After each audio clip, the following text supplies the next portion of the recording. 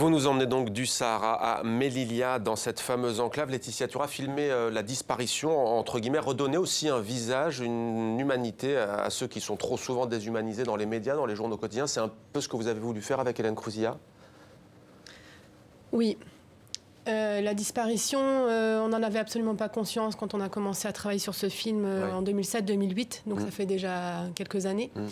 Par définition, elle ne se voit pas. C'est-à-dire qu'il y a des gens qui meurent dans la frontière et dont les corps ne sont pas pris en charge par la communauté, quelle qu'elle soit.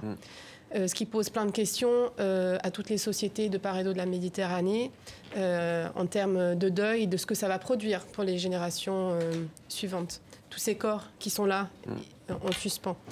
Donc par définition, ça ne se voit pas. Et les personnes qui, elles, ont cette connaissance, les migrants, qui sont en mesure de raconter ce qu'elles ont vécu, ce à quoi elles ont assisté, on ne les entend pas. Donc il fallait, pour nous, c'était important de construire ce film à travers leurs paroles, de là où ils sont, pour nommer la mort. Et par le fait de nommer, c'est déjà une première forme de réhabilitation de qui ils sont. S'agissant des femmes, il y a plus d'hommes dans ces migrants. Peut-être quelques mots sur les femmes. Est-ce que vous en avez rencontré tout au cours de vos travaux depuis 7-8 ans? Oui, bien sûr. Il y a une femme, Karine, dans le film, qui donne un témoignage assez exemplaire sur du naufrage dont elle a échappé et auquel elle a assisté à 3 personnes dont 2 femmes et un enfant qui ont disparu dans ce naufrage-là. Il y a des femmes, mais elles sont moins nombreuses et c'est aussi plus difficile de les atteindre.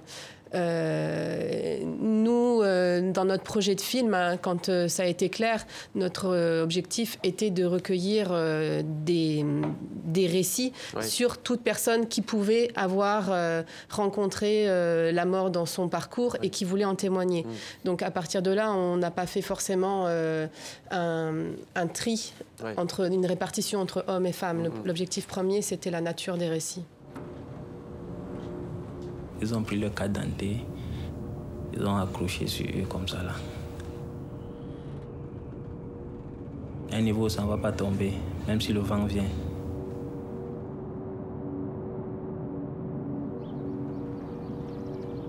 Ok, na. Et bien, now we not there.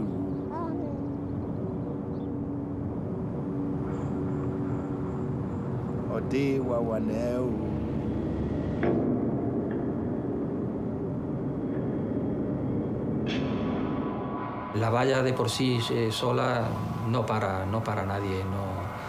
Nadie puede parar a un hombre que ha hecho un camino de 1000 kilomètres. Il n'y avait pas d'arbre, même pas d'abri, il y avait un soleil qui ne mentait pas.